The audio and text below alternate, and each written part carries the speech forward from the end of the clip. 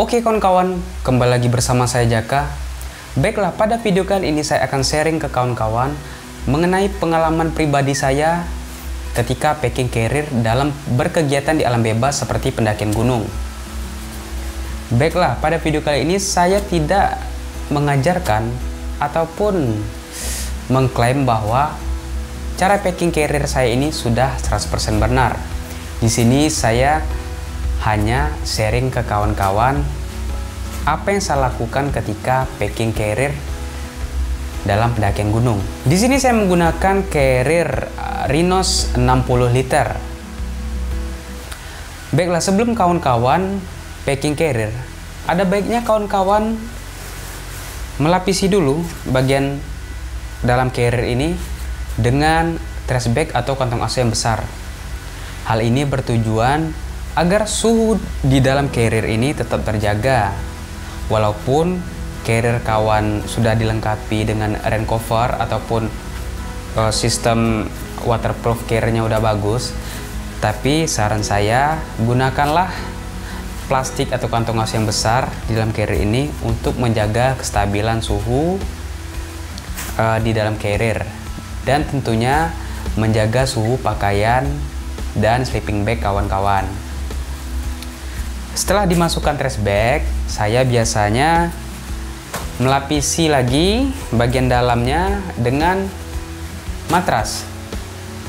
Hal ini bertujuan agar packingannya ini tidak lari ke sana dan kemari, agar carriernya ini tetap terbentuk dan tetap nampak kokoh.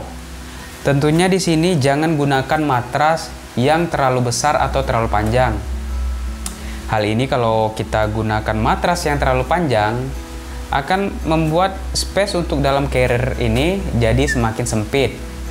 Gunakanlah matras yang tipis ataupun matras yang tidak terlalu panjang. Pada bagian paling bawah carrier ini, pada kompartemen utama paling bawahnya, saya meletakkan sleeping bag. Mengapa sleeping bag? Hal ini saya lakukan karena sleeping bag ini adalah perlengkapan paling terakhir digunakan ketika melakukan pendakian, yaitu perlengkapan yang dipergunakan untuk tidur.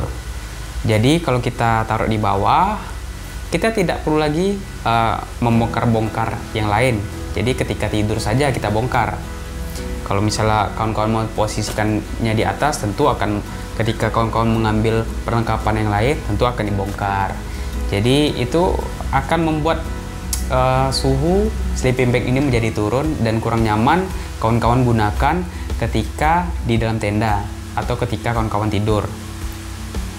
Ketika saya packing SB sleeping bag ini, saya juga biasa melapisi sleeping bag ini dengan plastik lagi, tentunya untuk menjaga kestabilan suhu sleeping bag.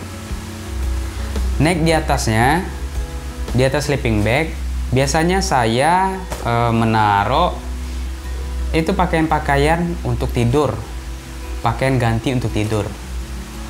Saran saya ketika kawan-kawan melakukan pendakian, ketika tidur jangan pergunakan pakaian ketika kawan daki tadi, karena itu sangat berbahaya dan besar resiko untuk terkena hipotermia atau penyakit kedinginan ketika di gunung. Gantilah dengan pakaian yang nyaman dan bersih ketika kawan-kawan tidur. Setelah pakaian tidur, pakaian pengganti untuk tidur, naik di atasnya, biasanya saya memposisikan bagian di atas pakaian tidur itu tenda, perlengkapan camping, tenda. Kemudian di atas tenda itu biasanya saya memposisikan perlengkapan logistik berat, seperti nasi, mie, atau perlengkapan berat lah untuk makan ketika kita sudah sampai di lokasi camping. Kemudian naik di atasnya itu ada perlengkapan masak seperti nesting, trangea, kompor spiritus, kompor ataupun kompor gas. Itu sejajar dengan seperti makan makanan ringan, roti, cemilan, kopi, ataupun energen ataupun bubur. Itu bagian atasnya. Pada bagian atas carrier biasanya itu terdapat kompartemen lagi. Biasanya di sini saya mempergunakan untuk menaruh ponco, jas hujan, flysheet, dan P3K.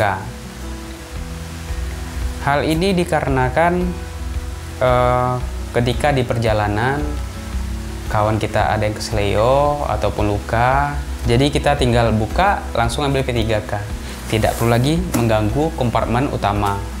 Dan begitu juga ketika hujan, tiba-tiba hujan di trekking, kita tidak perlu lagi membongkar kompartemen utama, dan kita tinggal ambil aja di bagian atas carrier untuk jas hujan. Dan berikutnya, misalkan kawan-kawan ingin membangun shelter atau tempat camping sementara, kemah sementara, kawan-kawan tidak perlu lagi mengambil atau membongkar bagian kompartemen utama untuk mengambil tenda. Kawan-kawan bisa alternatif menggunakan flysheet yang sudah teman-teman taruh di atas tadi.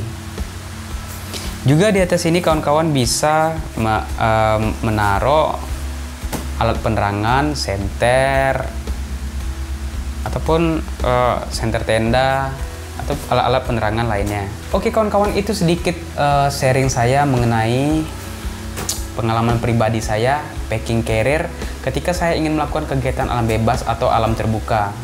Jika kawan-kawan memiliki pengalaman packing carrier, kawan-kawan bisa juga sharing di kolom komentar. Terima kasih kawan-kawan, bye-bye.